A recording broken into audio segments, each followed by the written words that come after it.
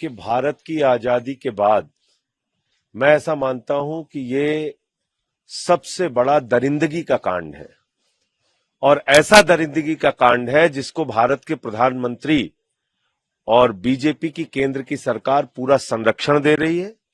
ये मेरा सीधा आरोप है। ये कांड भारतीय जनता पार्टी के संरक्षण में उसको भगाने का हुआ है। इतने बड़े कांड पर पर्दा डालने का हुआ है तो बीजेपी नेताओं की भी जांच होनी चाहिए। यह मामला कब सामने आया? उसकी दरिंदगी का, प्रज्वल रमन्ना की दरिंदगी का वीडियो सामने आया मार्च अप्रैल के महीने में, जबकि यहां पर भारतीय जनता पार्टी की सरकार थी। उसी समय सामने आया। उसके बाद वो जाता है कोर्ट से स्टे ले लेता है। उसके बाद बीजेपी के विधायक, उसको पता होता है इस पूरे मामले के बारे में।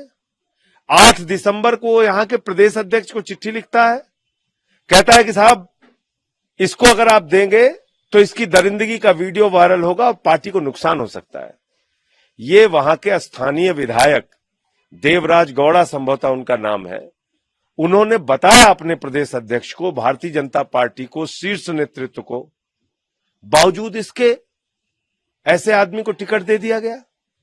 महिलाओं की उंगलियां काट रहा है। ऐसे तो कोई राक्षस भी नहीं करता। इतना घिनौना कांड, इतना घृणित कार्य। और इसको प्रधानमंत्री क्या कह रहे हैं? कह रहे हैं प्रज्वल रमन्ना को आप मजबूत करेंगे तो मोदी इससे मजबूत होगा। ये बयान है उनका। ये भारत का भविष्य है, प्रधानमंत्री बोल रहे हैं। तो भारतीय जनता पार्टी महिलाओं के खिलाफ दरिंदगी के मामले में पूरे देश में यही काम करती है। जहां भी दरिंदगी का, बलात्कार का, हैवानियत का मामला होता है, संरक्षण देने का काम बीजेपी और प्रधानमंत्री और उनकी सरकार करती है।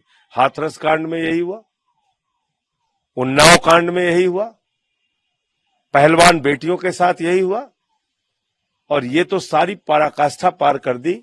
यहां तो प्रधानमंत्री और भारतीय जनता पार्टी को सारी जानकारी थी प्रज्वल रमन्ना की हैवानियत और दरिंदगी के बारे में, बावजूद इसके उसको टिकट दिया गया, बावजूद इसके उसको यहां से जर्मनी भगा दिया गया। अभी उसका बाप जो है वो अभी भी खुलेआम घूम रहा है। उसकी गिरफ्तारी होनी चाहिए। मैं मांग करूंगा यहां की सरकार से, उसको तुरंत पकड़ो, जेल में डालो और जैसे भी हो सकता है उसको हिंदुस्तान लाइए और उसको गिरफ्तार करके जेल में डालिए। उन महिलाओं को जिनके साथ 2976 वीडियो सुन के भी रूह कांप जाती है। तो ऐसे व्यक्ति को तत्काल गिरफ्तार करके और फास्ट ट्रैक चला के इसके खिलाफ कार्रवाई होनी चाहिए। सर, प्राइम मिनिस्टर ने बोला है कि अगर आप कांग्रेस को वोट देंगे वो पावर में आएगा तो 55% आपको देना पड़ेगा। और अगर भाजपा को वोट दे देंगे तो किसको जाएगा सारा पैसा? कोयला किसको दिया? गैस किसको दिया? बिजली किसको दी? पानी किसको दिया? सड़क किसको दिया? स्टील किसको दिया? रेल किसको दिया? पोर्ट किसको दिया? एयरपोर्ट किसको दिया? अपने एक सबसे करीबी दोस्त अडानी को दिया। बैंकों का पैसा किसके ऊपर लुटाया? 20,000 करोड़ विजय लेके नीरव मोदी मेहुल चौकसी भाग गया। 10,000 करोड़ विजय माल्या लेके भाग गया। 3,000 करोड़ ललित मोदी लेके भाग गया। 6,000 करोड़ नितिन संदेशरा लेके भाग गया। अपने चंद पूंजीपति दोस्तों का 15 लाख करोड़ रुपए का कर्जा प्रधानमंत्री जी ने माफ किया है। आप मुझे बताइए, देश के किसान के लिए पैसा आपके पास नहीं है, नौजवान को रोजगार देने के लिए पैसा आपके पास नहीं है, लोगों का कर्जा माफ करने के लिए, जनता का कर्जा माफ करने के लिए आपके पास पैसा नहीं है। तो पूरे देश को तो आपने 5 किलो राशन की लाइन में खड़ा कर दिया, 82 करोड़ लोगों को, और अपने दोस्तों के ऊपर लाखों लाख करोड़ रुपए हिंदुस्तान का लुटा रहे हैं, सारी संपत्ति उनके ऊपर लुटा रहे हैं। कहते मंगलसूत्र लेके भाग जाएंगे कांग्रेस वाले। अरे भाई, 24,000 का सोना था प्रति तोला जब इनकी सरकार बनी, आज 75,000 रुपए तोला है।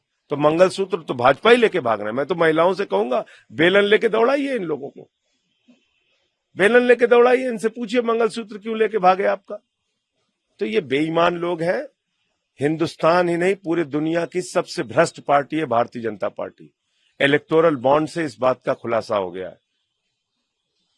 रिश्वत दो ठेका लो, रिश्वत दो ठेका लो। 3,08,000 करोड़ रुपए का ठेका चंद कंपनियों को दिया गया। आज भारत की हालत क्या कर रखी है आपने? हम 142वें नंबर पर हैं प्रति व्यक्ति आय के नाम पे। आप कहते हैं हम 5वीं बड़ी अर्थव्यवस्था है। आपने क्या 200 लाख करोड़ रुपए का कर्जा भारत के ऊपर। तो इस बार लोग महंगाई के सवाल पे, किसानी के सवाल पे और महिला सुरक्षा के सवाल पे, रोजगार के सवाल पे वोट दे रहे हैं और भारतीय जनता पार्टी बुरी तरीके से हारेगी। 300 से ज्यादा सीटें इंडिया गठबंधन की आ रही हैं। इंडिया गठबंधन की सरकार बनेगी। पूरे देश में 1,000 रुपए प्रति माह बेरोजगारी भत्ता नौजवानों को दिया जाएगा। 1,000 रुपए प्रति माह माताओं बहनों को दिया जाएगा। 200 यूनिट बिजली फ्री पूरे हिंदुस्तान में की जाएगी और एमएसपी की 100% गारंटी स्वामीनाथन आयोग की रिपोर्ट के हिसाब से। ये हमारा एजेंडा है और इस पे हम लोग काम कर रहे हैं। आज मैं कोल्हापुर से जो साहू जी महाराज जी के परिवार के कैंडिडेट लड़ रहे हैं उनके प्रचार के लिए आया हूं और इंडिया गठबंधन को मजबूती से जनता जिता रही है। महाराष्ट्र हो, कर्नाटका हो, हर जगह पूरे देश में। सर, पीएम बोले हैं no religion based reservation to Muslim till I am alive, कैसे देखते हैं? वो तो रिजर्वेशन खत्म करना चाहते हैं भाई।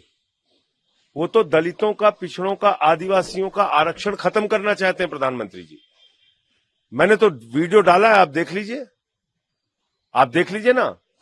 इन मोदी के और बीजेपी के विचारों को प्रचारित करने वाला व्यक्ति अमित मालविया कह रहा है सभी प्रकार का आरक्षण खत्म होना चाहिए। उनका सांसद तेजस्वी सूर्या कहता है आरक्षण एक गंदा दलदल है। मैंने तो वीडियो डाला है। मोहन भागवत कहते हैं आरक्षण खत्म होना चाहिए। मनमोहन वैद्य कहते हैं आरक्षण खत्म होना चाहिए। तो आरएसएस के लोग, बीजेपी के लोग आरक्षण खत्म करना चाहते हैं देश में। दलितों, पिछड़ों, आदिवासियों को, इस देश के लोगों को सावधान हो जाना चाहिए। वोट का अधिकार खत्म होगा, आरक्षण का अधिकार खत्म होगा और बाबा साहब डॉक्टर भीमराव अंबेडकर जी का संविधान खत्म होगा अगर मोदी गलती से जीत गए। सर, नीतीश कुमार जी बोले हैं कि लालू साहब सिर्फ अपने परिवार के लिए देखते हैं। अब वो किसके लिए देखते हैं? वो तो एक नंबर के पलटू कुमार हैं। उन्होंने तो पलटने का विश्व रिकॉर्ड बना लिया है। वो जो एक गेम होता है ना, वो छलांग लगाने वाला, वो सारे रिकॉर्ड तोड़ दिया नीतीश कुमार जी ने। उन्होंने समाजवादी आंदोलन को शर्मिंदा किया।